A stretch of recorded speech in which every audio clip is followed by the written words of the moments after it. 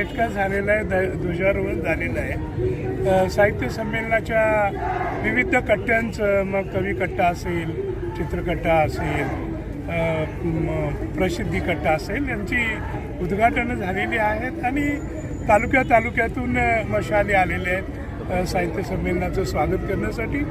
आणि एकूणच सातारकरांचा उत्साह मोठा दिसतो आहे. आणि त्याहीपेक्षा माझ्या दृष्टीनं महाराष्ट्र, बेळगाव, त्याच्यानंतर नागपूर, हैदराबाद इत्यादी ठिकाणाहून माय मराठीवर प्रेम करणारे अनेक रसिक इकडे दाखल होत आहेत आणि त्यांचा उत्साह पाहून आमचाही उत्साह वाढतो आहे. आणि नक्कीच येत्या 4 दिवसामध्ये माय मराठी, तिचं अस्तित्व, भवितव्य याच्यावर योग्य ते मंथन होईल आणि साताऱ्याहून लोक परतताना काहीतरी वेगळा विचार आणि वेगळ्या सुगंधाची फुलं घेऊन जातील अशी मला अपेक्षा आहे. सर, जो बाबांना प्रश्न विचारला तोच तुम्हाला प्रश्न विचारतो. संभाजी ब्रिगेडने तुम्ही जो पुस्तक कादंबरी लिहिली, त्याच्या विरोधात आंदोलन केलं, त्यानंतर तुमची चर्चा झाली. त्यांनी असं सांगितलं की विश्वास पाटील माफी मागतील आणि ते पुस्तक या ठिकाणी विक्रीस उपलब्ध नसणार आहे. काय सांगायला?